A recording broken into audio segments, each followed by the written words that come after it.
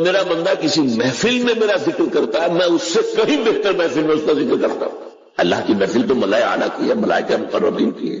بہرحال اللہ کو تم اپنے دل میں مستحضر رکھو، اللہ تعالیٰ تمہیں بھی یاد رکھے گا۔ دوبارہ فرمایا احفظ اللہ تجدہ امامک تجاہک، اللہ کو یاد رکھو تو اپنے سامنے موجود پاؤ گے جب چاہو دعا کرو۔ تو احفظ اللہ تجدہ امامک یا تجاہک، اپنے سامنے موجود پاؤ گے۔ اذا سألت فاسأل اللہ، اب آ گیا وہ مرکزی مضمون۔ دیکھو جب مانگو اللہ سے مانگو، غیر اللہ کے سامنے ہاتھ دراز کرو ہی مت۔ ایک حدیث میں آتا ہے، یعنی حرام نہیں ہے، دنیاوی قواعد اصول قوانین کے تحت کسی سے مدد چاہنا، کوئی سوال کرنا حرام نہیں ہے۔ آپ کو سوال کریں، مدد لیں، اسی پر دنیا قائم ہے، ایک دوسرے کے ساتھ تعاون کے ساتھ۔ لیکن اونچا مقام کیا ہے؟ کسی سے سوال مت کرو سوائے اللہ، یہاں تک کہ جوتے مانگنے کا تسمہ تمہیں درکار ہے تو بھی کسی سے مت مانگو، اللہ سے مانگو۔ کیا پتہ اللہ کس کے دل میں ڈال دے اور وہ آ کے تمہیں تسمہ پیش کر دے۔ ہوتا ہے ایسا بس اوقات جو اللہ کے ساتھ لو لگا کر رکھنے والے ہیں، ان کے تو ایسے واقعات ہوتے ہیں کہ دل میں ایک بات آئی اور اس کے بعد وہی بات جو ہے وہ کوئی شخص آ گیا اس نے وہ بات پوری کر دی۔ کیونکہ لوگوں کے دل جو ہے کہ اللہ کے دو انگلیوں کے مابین جو چاہتا پھر دے، کیا پتہ اللہ کسی فرشتے کو انسانی شکل میں دے دے۔ آتا ہے فرشتہ، آتا ہے انسانی شکل میں آتا ہے، آپ کی تکلیف کو رفع کر دے، آپ کی ضرورت کو پورا کر دے، کسی سے بات کسی اور سے بات۔ یہ ہے توحید کا لب لباب۔ یوں سمجھیے اسلام کی جڑ کیا ہے؟ ایمان۔ اسلام کا جو خارجی نظام عمل ہے، انفرادی اعمال ہو اجتماعی ہو، ان سب کی روح رواں کیا ہے؟ ایمان۔ ٹھیک، ایک بات بولیں، ایمان کا خلاصہ لب لباب کیا ہے؟ ایمان باللہ۔ جیسے ایمان بالآخرہ بھی ہے، ایمان بالملائکہ ہے، ایمان بالانبیاء ہے، ایمان بالرسل ہے، ایمان بالکتب ہے، ایمان بالقلب ہے، لیکن اصل ایمان۔ اسی لیے ایمان مجمل میں آپ کو معلوم ہے کسی اور چیز کا ذکر نہیں۔ آمنت باللہ کما ہوا باسمائہ وصفاتہ وقبلت جمیع احکامہ اقرار باللسان وتصدیق بالقلب۔ یہ ایمان مجمل ہے، اجمالی طور پر ایمان اس کا نام ہے۔ ہاں مفصل تفصیلی طور پر آمنت باللہ وملائکتہ وکتبہ ورسلہ والیوم الآخر وقدر خیرہ وشرہ باللہ تعالی۔ تو اسلام کی جڑ ایمان، اور اسلام کا سارا جو نظام عمل ہے، چاہے انفرادی اعمال ہو چاہے اجتماعی، ان سب کی روح نواں ایمان۔ اور ایمان کا خلاصہ ایمان باللہ، اور ایمان باللہ کا اصل حاصل وہ ہے جو اس حدیث میں آ رہا ہے۔ اس کے دو تقاضے، عبادت صرف اسی کی، استعانت صرف اسی سے۔ اس لیے میں نے سورہ فاتحہ کا تذکرہ شروع کیا، یہ عبادت کا جوہر ہے، عبادت کا جو ہے یہ ایمان کا حاصل، عبادت صرف اس کی اور استعانت صرف اس سے۔ استعانت ہی میں سوال بھی آ گیا، میری مدد دے۔ آپ کسی سے کچھ مدد مالی چاہ رہے ہیں یا کوئی اور مدد چاہتے ہیں، کسی کام میں مدد چاہتے ہیں، جیسے میں نے کہا تھا کہیں سفارش کرانا چاہتے ہیں، لیکن مدد وہی استعانت فاستعن باللہ، اور جب مدد مانگو صرف اللہ سے مانگو۔ اور وہ سارے الفاظ یاد کر لیے، استدعاء، استعانت، استغاثہ، یہ جو غوث اعظم سے استغاثہ کیا جاتا ہے تو شرک، استغاثہ اللہ سے، دعائی اللہ کا۔ اس اعتبار سے استمداد، استعانت، استدعاء، استغاثہ، یہ سب اللہ سے، صرف عبادت صرف اللہ، ایاک نعبد، اور استعانت صرف اللہ سے، مانگو صرف اللہ سے، جب مدد طلب کرو صرف اللہ سے۔ اور جان لو اگر تمام لوگ جمع ہو کر تمہیں کوئی فائدہ پہنچا ہو جائے، نہیں پہنچا سکتے، الا بشیء قد کتب اللہ لک وَإِنِ اجْتَمَعُوا عَلَىٰ أَن يَضُرُّوكَ بِشَيْءٍ لَمْ يَضُرُّوكَ إِلَّا بِشَيْءٍ قَدْ كَتَبَ اللَّهُ عَلَيْكَ۔ اور اگر سب مل کر چاہے تمہیں کوئی نقصان پہنچا دے، نہیں پہنچا سکتے مگر وہی کچھ جو اللہ نے تمہارے لیے لکھ دیا۔ اب بتائیے خوف کی جڑ کٹ جائے گی پھر؟ یہ جو ایمان جو ہے یہ خوف اور حسن دونوں سے نجات دلانے والی بات ہے۔ جو حقیقی مومن ہے وہ اللہ کا ولی ہے، حقیقی مومن وہ اللہ کا ولی ہے۔ اور الا ان اولیاء اللہ لا خوف علیہم ولا هم يحزنون، یہ اولیاء اللہ کو علیحدہ مخلوق نہیں ہے، ان کے سر پہ سینگ نہیں ہوتے، انسان ہی ہوتے ہیں، لیکن حقیقی معنی میں مومن۔ ان اعتبارات سے جو آج ہم پڑھ رہے ہیں، ایمان اس درجے کا پہنچ گیا تو اللہ کا ولی ہے۔ اور لوگ بھی خوف کس بات کا، کس سے خوف کروں؟ اس کے ہاتھ میں کچھ ہے ہی نہیں۔ اور اگر کچھ اللہ نے میرے لیے لکھ دیا وہ آ کر رہے گا، چاہے میں لاکھ گڑ گڑاؤں اور اس کے سامنے یہ چھوڑ دے۔ اگر اللہ نے لکھا ہوا ہے وہ تو آئے گا، تو کاہے کو اس کے سامنے گڑ گڑانا، کاہے کو جب بسائی کرنا اس کے ساتھ، اور کسی کے ہاتھ میں کچھ ہے ہی نہیں، میرا خیر ہے ہی نہیں، کاہے کو خوشامد کرو اس کی۔ اور سنیے، رفعت الاقلام، دیکھو نوجوان، قلمیں اٹھا دی گئی ہیں، وجفت الصحف، اور جو رجسٹر ہے صحیفے ان کی سیاہی خشک ہو چکی، یہ ہے وہ اللہ کا علم، اس میں ہر شے لکھ دی گئی ہے، اس کی قلم اٹھا دیے گئے۔ جیسے آپ کو معلوم ہے امتحان ہوتا تھا 3 گھنٹے ختم ہو گئے، اسٹاپ رائٹنگ، بس اب قلم ہو جانا چاہیے، وہ قلم تو تقدیر کا کاتب جو ہے وہ قلم اس کا اب اٹھا لیا گیا، اور جو صحیفے جن پر لکھا گیا وہ خشک بھی ہو گئے۔ یہ تو روایت ہے جو امام ترمذی نے جس کو روایت کیا، یہ متن ان کا ہے جو ہم نے پڑھا ابھی، اور ان کا قول یہ ہے کہ یہ حدیث حسن صحیح ہے، لیکن یہی روایت اور انہی راوی سے عبداللہ ابن عباس سے رضی اللہ تعالیٰ عنہما اور بھی محدثین نے کی ہے، اس میں سے ایک اور متن جو ہے وہ یہاں پر امام نووی نے دے دیا ہے۔ احفظ اللہ تجدہ امامک، یہ تو پہلا وہ ٹکڑا تھا، وقت جاہز تھا، یہاں امامک ہے، امام مطلب ہے کہ اپنے سامنے پاؤ، اللہ کی حفاظت کرو، اللہ کو دل میں، اللہ کی یاد کو محفوظ رکھو، گویا کہ اللہ کو مستحضر رکھو۔ ذکر اللہ کے معنی کیا ہے؟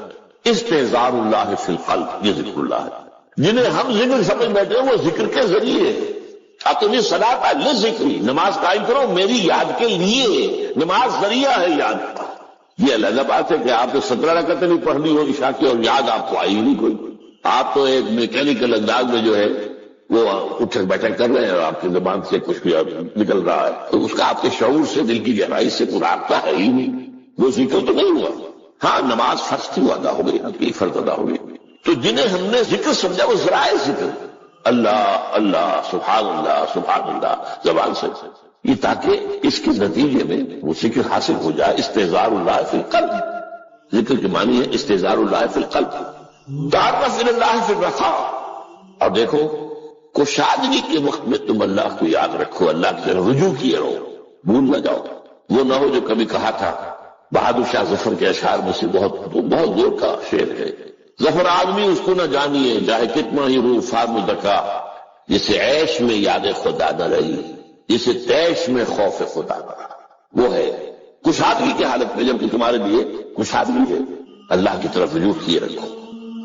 یعرف کا فی الشدہ، تو اللہ اپنی توجہ تم پر رکھے گا شدت کے وقت میں، تمہیں کوئی تکلیف ہے وہ تکلیف کو تم پر آسان کر دے گا۔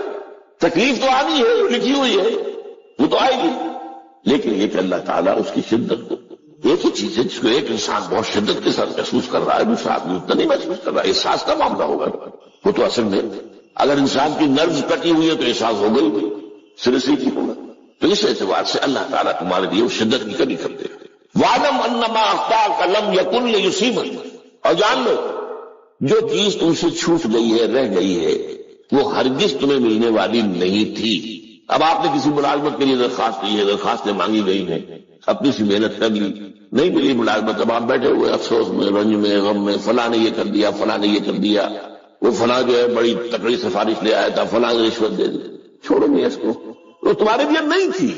کاہے کو اپنے ذہن کے اندر یہ کھچڑی پکا رہے ہو بیٹھے ہوئے، خواہ آپ شاید سوء ظن میں بھی مبتلا ہو رہے ہو، کسی نے نہ رشوت دی اور آپ سمجھتے ہو کہ رشوت دی ہے اس نے، یہ ساری چیزیں جو ساری سیئات ان کی جڑ کٹ جائے گی۔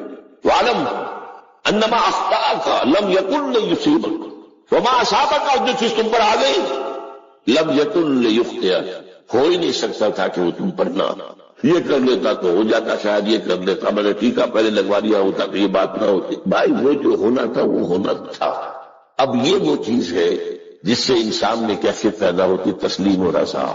ہم بھی تسلیم کی خو ڈالیں گے، بے نیازی تیری عادت ہی صحیح، اے اللہ جو تو نے چاہا مجھے قبول ہے۔ اسی لیے میں نے آپ کو آیتیں سنائی سورۃ تغابن کی، ما اصاب من مصیبت الا باذن اللہ، کوئی مصیبت نہیں آتی مگر اللہ کے اذن سے۔ ومن یؤمن باللہ یہد قلبہ، جو اللہ پر ایمان رکھتا ہو اللہ اس کے دل کو ہدایت دے دیتا ہے۔ ہدایت کس بات کی؟ تسلیم و رضا۔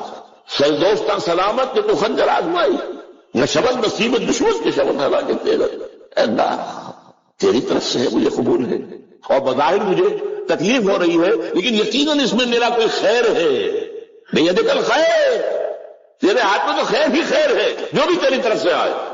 سر تسلیم خم ہے مزاج یاد ہے، اور یہ مضمون جو ہے زیادہ بڑے پیمانے پر سورہ حدید میں آیا ہے۔ ما اصاب من مصیبت فی الارض ولا فی انفسکم الا فی کتاب من قبل ان نبرأہا، کوئی مصیبت نہیں آتی نہ تمہاری جانوں میں نہ زمین میں، زمین میں زلزلہ آ جانا، سیلاب آ جانا، کچھ اور زمین کا دھس جانا، یا یہ ہے کہ تمہاری جانوں میں کوئی بخار ہو گیا، کوئی اور تکلیف ہو گئی، اچانک معلوم ہوا کہ صاحب کو کینسر ہے اور کینسر بھی اب تھرڈ اسٹیج پہ پہنچ چکا ہے، لیکن جو بھی آیا ہے وہ اللہ کے علم کی کتاب میں پہلے سے لکھا ہوا ہے، فی کتاب من قبل ان نبرأھا، یہ کتاب میں درج ہے اس سے پہلے کہ مجھے ظاہر کرا۔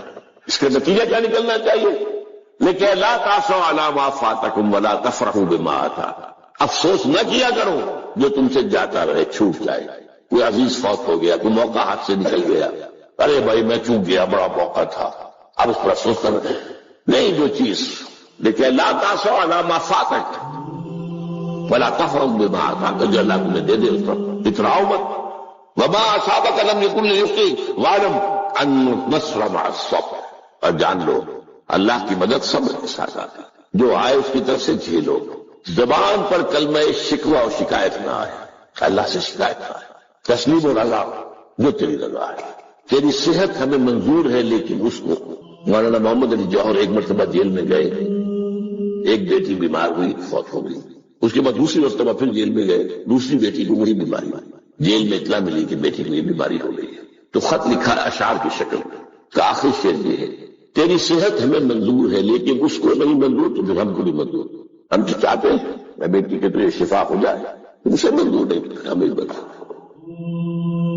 وَاعْلَمْ أَنَّ النَّصْرَ مَعَ الصَّبْرِ وَأَنَّ الْفَرَجَ مَعَ الْكَرْبِ، فرج، فراخی، کھل جانا کسی چیز کا، یہ ہے کرب کے ساتھ، تکلیف کے ساتھ، تکلیف ہوتی ہے ساتھ، اللہ نے قانون بنایا ہے دنیا کا۔ اب آپ اندازہ کیجئے بچے کی ولادت میں ماں کو کتنی تکلیف اٹھانی پڑتی ہے، آج کل تو فیشن ہو گیا ہے، سیدھے سیدھے جاؤ آپریشن کراؤ، تکلیف سے بچ جاؤ، لیکن یہ ہے کہ یہ بھی آپ کے علم میں ہوگا، وہ ساری تکلیف جیسے ہی بچے کو لا کر ماں کے برابر لٹایا ہے، ساری تکلیف ختم، پھر جو راحت میسر آتی ہے، ان الفرج مع الکرب وان مع العسر یسرا، اسی لیے میں نے وہ آیتیں بھی پڑھی تھی، ان مع العسر یسرا ان مع العسر یسرا، اس دنیا میں یہ اللہ نے نظام بنایا ہے، سختیاں جھیلنی ہی ہوں گی، لقد خلقنا الانسان فی کبد، ہم نے انسان کو پیدا کیا مشقت کے، تو مشقت تو کرنی پڑے گی، کسی کی جسمانی مشقت زیادہ، کسی کی ذہنی مشقت زیادہ، مشقت سے چارہ کسی کو، تو یہ ہے ان مع العسر یسرا ان مع العسر۔ بارک اللہ لی ولکم فی القرآن العظیم ونفعنی وإیاکم بالآیات الحکیم۔ انسانوں میں سب سے بڑا جذبہ، سب سے بڑا موٹیو جنسی ہے، اللہ نے بڑی کشش رکھی، مرد میں عورت کے لیے، عورت میں مرد کے لیے، لیکن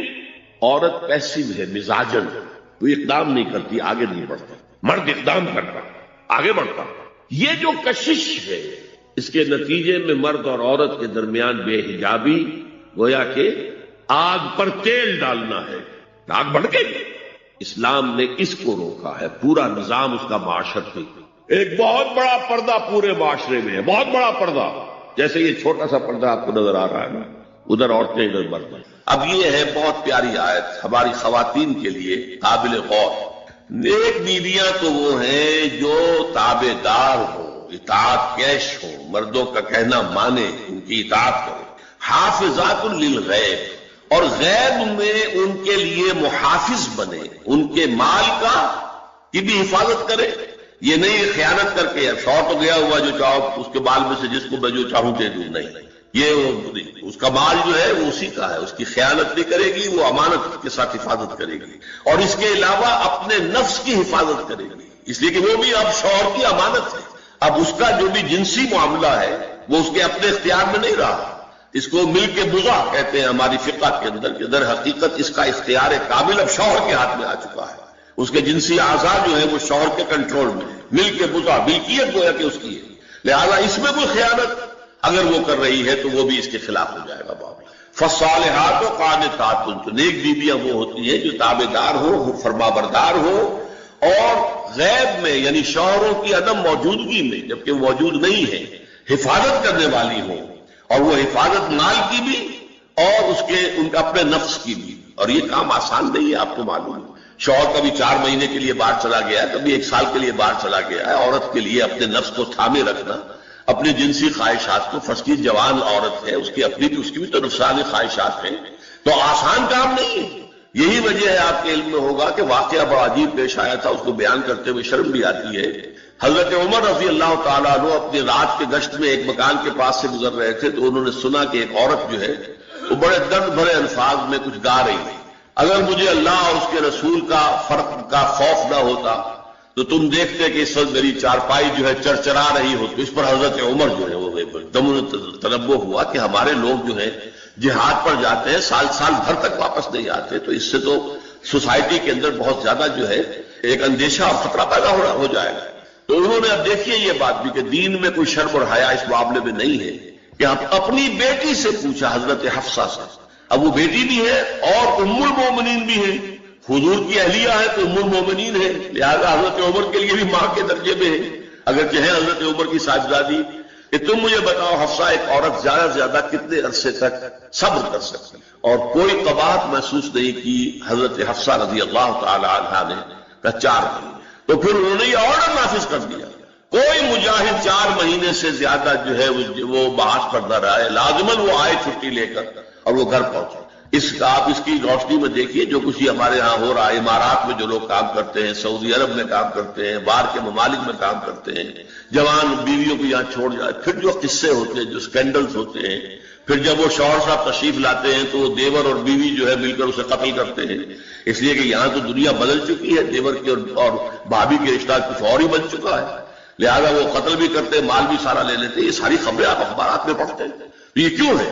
فطرت کے خلاف ایک طرز عمل آپ اختیار کر رہے ہیں. یا تو اپنی فیملیز کو ساتھ لے کر جائیے, یا یہ ہے کہ پھر یہ وقفہ کا جو ہے معاملہ زیادہ, میں سمجھتا ہوں اس حدیث کے بعد جو حضرت عمر کا فیصلہ تھا 4 مہینے کا, اس سے زائد جو ہے باہر سٹے کرنا, اپنے گھر نہ آنا, ایک اعتبار سے گناہ کے درجے کی بات ہو جائے گی. علیکم بسنتی و سنت الخلفاء الراشدین المہدیین, تمہارے ذمے ہے میری سنت بھی اور خلفاء راشدین جو ہے میری سنت. انسانی تمدن کا اہم ترین اور بنیادی ترین مسئلہ کیا ہے؟ تمدن کا ایک ہے انسانی زندگی کا مسئلہ. انسانی زندگی کا سب سے پہلا مسئلہ وہی ہے کہ جو حیوانی زندگی کا بھی ہے, اپنی مادی ضروریات, پیٹ کھانے کو مانگتا ہے, سب سے پہلے یہی ہے, اس میں کوئی شک نہیں. لیکن اس کے بعد جب 2 انسان ملتے ہیں اور اس سے تمدن شروع ہوتا ہے, اس کا سب سے بڑا مسئلہ ہے انسان کی شہوت. اللہ نے 2 جنسیں بنا دی ہیں, مرد ہیں عورت ہیں, اور ان دونوں کے درمیان تعلق سے نسل آگے چلتی ہے. اب اس معاملے کو کیسے ہارنس کیا جائے, کیسے منظم کیا جائے, یہ جذبہ بہت پوٹنٹ ہے. جو فرائڈ نے کہا ہے, بس وہ یوں سمجھیے کہ ذرا زیادہ مرچ مسالہ لگا دیا, ورنہ اس میں کوئی شک نہیں کہ یہ بہت ہی پوٹنٹ جذبہ ہے انسان کا. انسٹنکٹ جو ہے, سیکس کا انسٹنکٹ, وہ بہت مضبوط ہے, بہت قوی ہے.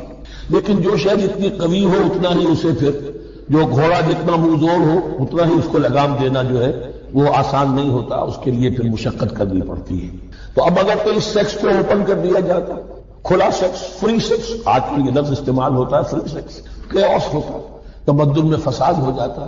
اس کے لیے شادی کا معاملہ کہ ایک عورت کا ایک مرد کے ساتھ رشتہ رہے, سب کو معلوم ہو کہ یہ اس کی بیوی ہے, یہ اس کا شوہر ہے, تاکہ اس طریقے سے نسب کا معاملہ بھی چلے اور ایک خاندانی ادارہ وجود میں آئے.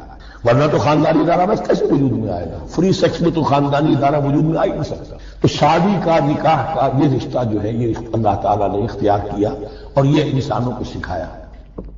اور آج کی دنیا میں تو جو یہ مرد و عورت کی مساوات کا سلسلہ ہے, یہ شیطان کا سب سے بڑا فلسفہ اور معاشرے میں فساد اور گندگی پیدا کرنے کا اس کا سب سے بڑا ہتھیار ہے. اور اب جو کچھ وہی صحیح اقدار ہماری ایشیا کے ممالک جو ہیں, زیادہ تر مسلمان ممالک ہیں, ان میں خاندانی نظام کی جو بچی کھچی شکل رہ گئی ہے اس کو برباد کرنے کے لیے یہ قاہرہ کانفرنس اور بیجنگ کانفرنس, اس ایشیا کا گھیراؤ دونوں طرف سے, مشرق سے مغرب سے, کہ عورت کو آزاد کرو, عورت کو اٹھاؤ, ایمینسیپیشن کے نام پر, آزادی کے نام پر, اور مردوں عورت کی مساوات کے نام پر, تاکہ خاندانی نظام ٹوٹ کر رہ جائے جیسے کہ ان کے ہاتھ ٹوٹ چکا ہے.